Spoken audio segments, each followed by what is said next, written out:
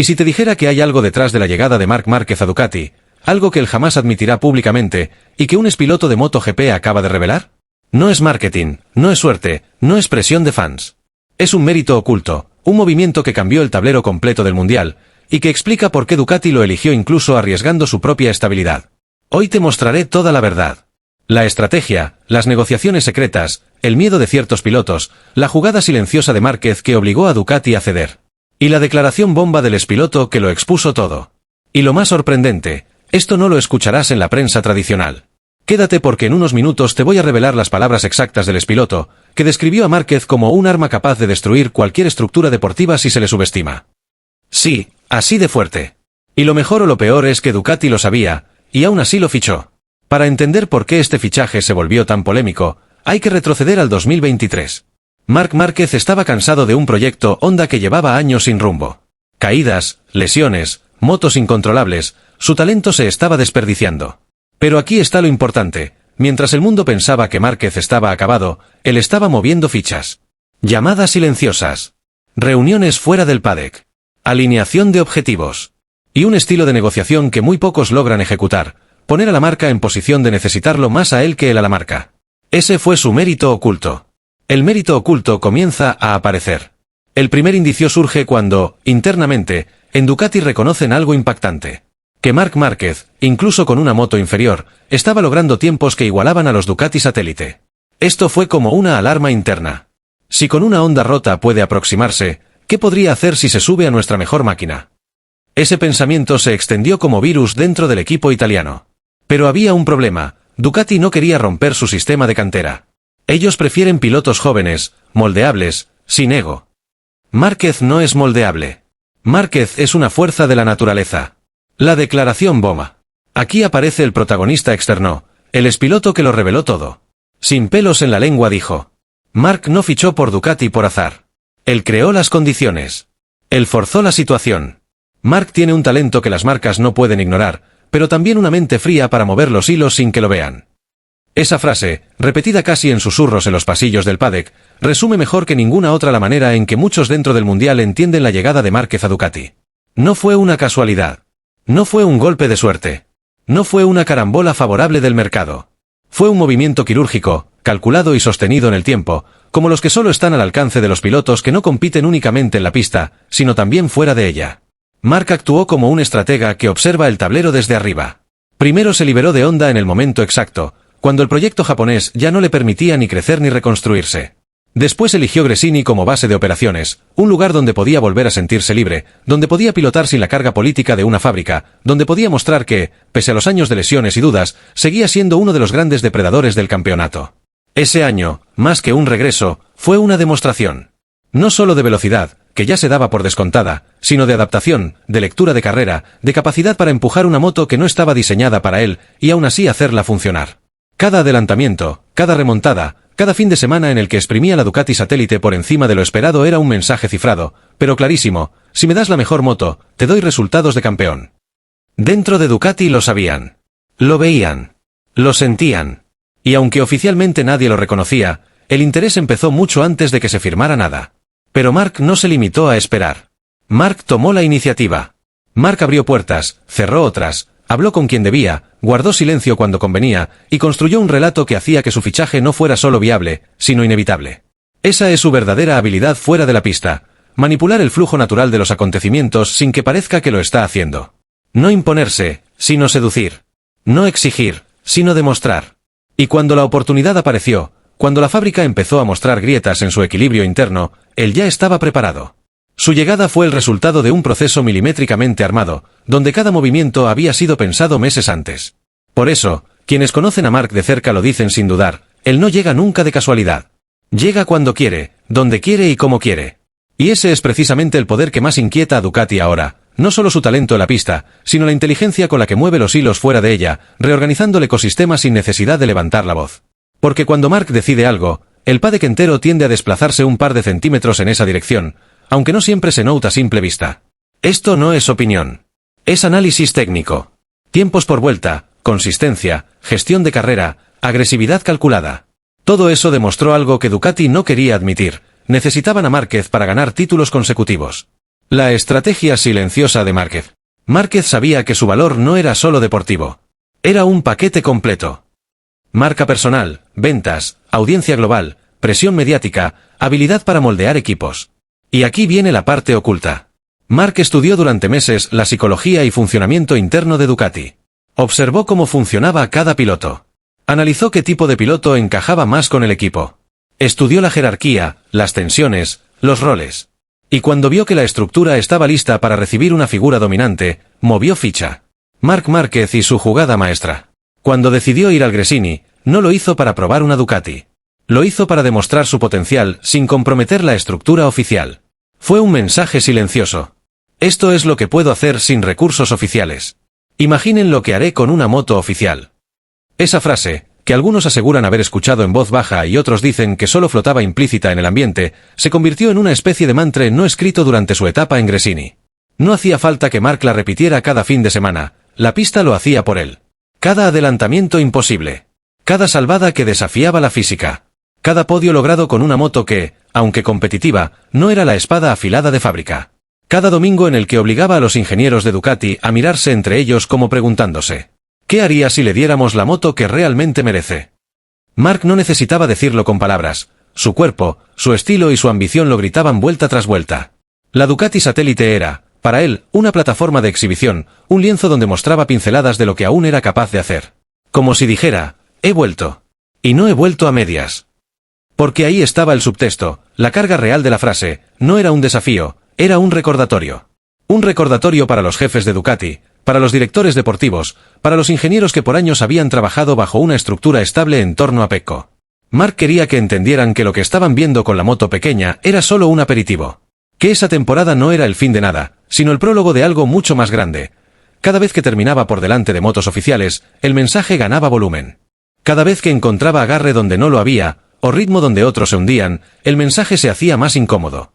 Cada vez que cruzaba la meta con una sonrisa ladeada, sabiendo que había hecho más de lo que la lógica permitía, el mensaje se volvía ensordecedor. Y Ducati escuchaba. Vaya si escuchaba. Los ingenieros revisaban su telemetría con una mezcla de fascinación y temor. Fascinación porque hacía cosas que ni siquiera sus propios pilotos oficiales lograban reproducir. Temor porque aquello, si no se encauzaba bien, podía reventar el equilibrio interno de un proyecto que llevaba años funcionando como un reloj suizo. Por eso la frase real o simbólica quedó grabada en la memoria de todos. Esto es lo que puedo hacer sin recursos oficiales. Una sentencia que no era una amenaza, sino una promesa. Una promesa incómoda. Una promesa tentadora. Una promesa peligrosa.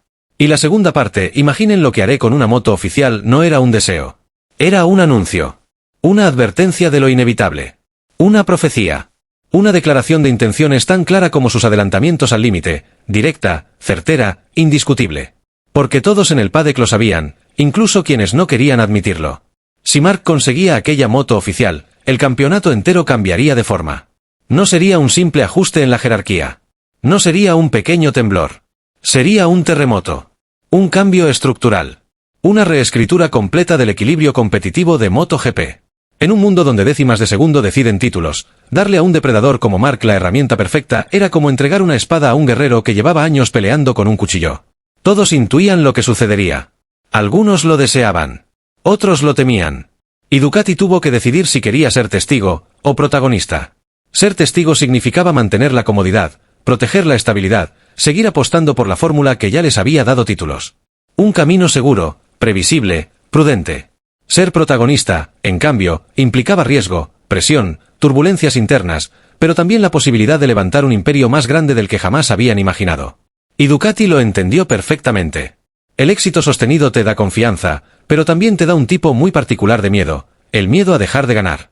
La fábrica sabía que mantener el dominio no se consigue repitiendo lo hecho, sino adelantándose al futuro.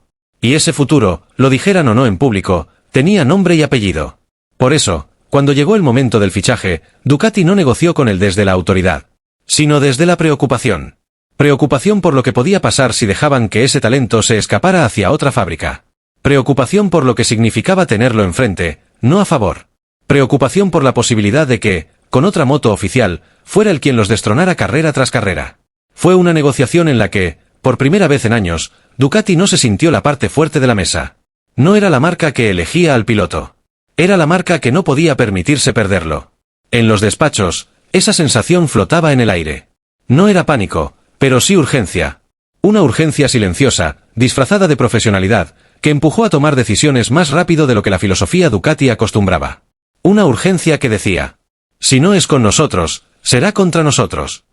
Porque Marc había cambiado las reglas del juego sin siquiera intentarlo. Había convertido el fichaje en una cuestión estratégica, no deportiva. En un movimiento que definía no solo un proyecto, sino una era. Y Ducati, pese a su orgullo, pese a su tradición, pese a su estructura casi blindada, se inclinó ante una verdad tan simple como demoledora. No podían abrir la puerta para dejarlo pasar. No sin pagar un precio demasiado alto. Si este análisis te está revelando cosas que nunca te habían contado sobre MotoGP, te invito ahora mismo a suscribirte, porque aquí siempre vas a encontrar información profunda, clara y sin filtros. Activa la campanita, porque seguimos con la parte más explosiva. Márquez le ganó a Bastian Martini a la propia Ducati. Cuando Bastianini cayó en rendimiento y Martín empezó a generar tensión interna, Ducati vio la amenaza. Si no fichaban a Márquez, otro equipo lo haría. Y con él, podrían volverse la nueva potencia del campeonato. Eso era inaceptable. Así que Ducati hizo algo que jamás habían hecho. Romper su regla de no tener pilotos demasiado dominantes. Esto demuestra algo. El mérito oculto de Márquez no era solo que seguía siendo rápido, sino que su simple presencia cambió el mercado de fichajes. La parte que el expiloto revela y nadie quiere aceptar. El expiloto fue muy claro. Márquez logró que Ducati viera en él no un riesgo, sino un seguro de victoria. Esa frase, repetida en voz baja por varios miembros del paddock, resume con una precisión quirúrgica lo que realmente ocurrió en los meses decisivos previos a su fichaje. Durante años, Marc había sido para Ducati un enigma, un talento imposible de ignorar, sí, pero también un torbellino capaz de alterar cualquier estructura interna. Un arma poderosa, pero de doble filo. Un fenómeno que podía elevarte a la gloria o partirte el proyecto por la mitad. Ducati siempre lo miró así, con fascinación, respeto y una cierta distancia cautelosa, casi como quien observa un animal salvaje desde detrás de una valla. Admiración, sí. Confianza, no del todo. Pero Marc entendió temprano esa duda. Entendió que para que lo vieran como la solución, primero debían dejar de verlo como la amenaza. Y lo hizo con una estrategia que combinó pilotaje puro, inteligencia emocional y una lectura del paddock que muy pocos poseen. Lo primero que hizo fue desactivar el miedo. ¿Cómo? A base de resultados, de estabilidad, de una actitud mucho más madura que la que muchos esperaban. Mostró que podía integrarse, que podía ser parte de un grupo sin devorarlo, que no estaba ahí para exigirlo todo desde el minuto 1, sino para ganárselo. Lo segundo fue demostrar impacto inmediato. Cada carrera en la que llevó a la Ducati satélite al límite, cada adelantamiento imposible, cada podio sacado de un guión que no le tocaba, era una prueba viviente de que tenerlo dentro del garaje no solo daba espectáculo, daba puntos. Puntos reales. Puntos que podían resolver un campeonato cuando todo se ajusta en el tramo final de la temporada. Y lo tercero y quizá lo más decisivo fue hacer entender a Ducati que él no llegaba para someter el proyecto, sino para completarlo. Que donde otros veían una amenaza para el equilibrio, él representaba un plus, un cierre perfecto de ciclo, la pieza final del puzzle que podía convertir una fábrica dominante en una dinastía. Fue entonces cuando la percepción empezó a girar.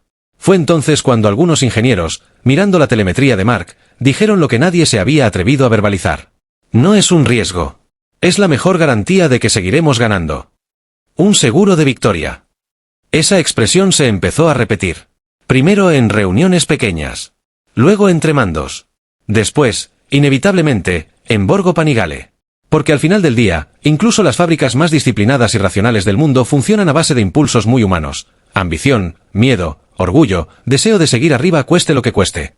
Y cuando pone sobre la mesa a un piloto que convierte carreras imposibles en oportunidades y fines de semana caóticos en podios, la palabra riesgo empieza a sonar absurda. Marc hizo que Ducati creyera en él no desde el temor, sino desde la conveniencia. Desde la matemática pura del deporte. Desde la lógica fría del que mira un campeonato y ve que, con él, la probabilidad de ganar se dispara. Lo logró sin levantar la voz. Sin imponer condiciones. Sin discursos vibrantes ni exigencias formales. Lo hizo pilotando. Lo hizo seduciendo con hechos, no con promesas.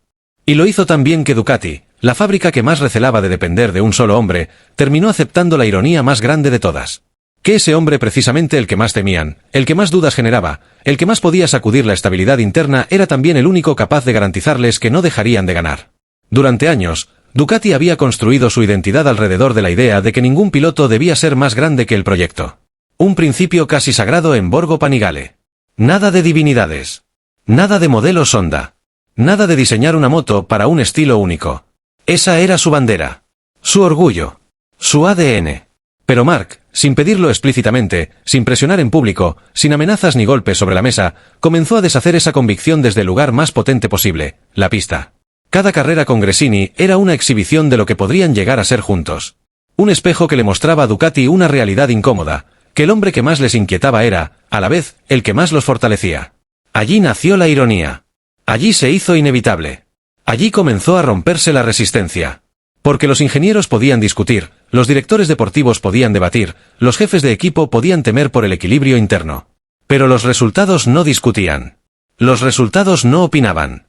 Los resultados no tenían miedo. Los resultados simplemente estaban ahí, golpeando la puerta de Ducati carrera tras carrera y diciendo: mírenlo. Así es como se gana. Y en ese punto, algo cambió dentro de la fábrica. No de forma abrupta, sino progresiva. Como una marea que sube centímetro a centímetro hasta que un día te das cuenta de que ya te ha cubierto los tobillos, luego las rodillas, luego la cintura. Lo que al principio era desconfianza se convirtió en análisis. Lo que era análisis se convirtió en respeto. Y lo que era respeto, finalmente, se convirtió en necesidad. Mark dejó de ser visto como una apuesta arriesgada. Dejó de ser el supuesto elemento desestabilizador. Dejó de ser el posible problema. Y pasó a ser algo mucho más poderoso. La póliza perfecta. La garantía de que, incluso en los años difíciles, incluso en temporadas donde la moto no fuera tan dominante, incluso cuando los rivales encontraran un paso adelante, Ducati tendría siempre una carta ganadora para jugar. Una carta que podía convertir domingos complicados en podios impensables. Una carta capaz de salvar campeonatos desde el borde del abismo. En los despachos lo entendieron antes de que se hiciera público. En la pista lo entendieron mucho antes. Y el paddock entero lo comprendió incluso antes que ellos. Mark no era un riesgo. Era la seguridad absoluta de que Ducati seguiría siendo Ducati. La paradoja final. La fábrica que más huía de depender de un solo piloto terminó dependiendo, precisamente, del único piloto capaz de garantizar que no tendrían que arrepentirse. Y aceptaron esa dependencia no como debilidad, sino como una inversión. Como un blindaje. Como la decisión más lógica que podían tomar en ese momento de la historia. Mark no llegó para desestabilizar. Llegó para asegurar. Llegó para sellar la continuidad de un imperio. La que solo se paga si uno quiere seguir haciendo historia. Y aquí está la frase más brutal. Mark jugó al ajedrez mientras todos los demás jugaban damas. Los mecánicos confiesan su punto de vista. Dentro del box, varios técnicos de Ducati admitieron algo que pocos se atreven a decir. Que Márquez entiende la moto como si fuera un ingeniero. Que sabe dónde arriesgar sin destrozar la máquina. Que puede cambiar una carrera entera en una curva. Ese tipo de talento es extremadamente raro. Y Ducati no quiso perderlo. El verdadero miedo de los pilotos de Ducati. La llegada de Márquez creó incertidumbre. Algunos pilotos temen perder protagonismo. Otros temen quedar expuestos. Y hay quien teme que Mark los aplaste psicológicamente. Porque Márquez no solo gana en pista. Gana en estrategia mental. Esto es parte del mérito oculto. Su poder para modificar cómo se sienten sus rivales incluso antes de la carrera. ¿Qué ocurrió realmente en la negociación? Fuentes cercanas revelaron que Ducati quiso imponer condiciones estrictas. Pero Márquez rechazó varias de ellas. Pidió libertad técnica. Pidió libertad de estilo. Pidió un equipo humano de confianza. Y Ducati cedió. ¿Por qué? Porque Mark tenía todas las cartas. Y Ducati no tenía sustituto capaz de igualarlo. Si te gustó este análisis profundo, contado sin filtros y con toda la verdad del paddock, suscríbete ahora mismo. Aquí desmenuzamos el MotoGP como nadie más lo hace. Y recuerda, la historia de Marc Márquez en Ducati recién comienza. Y esto que acabas de escuchar es solo la punta del iceberg.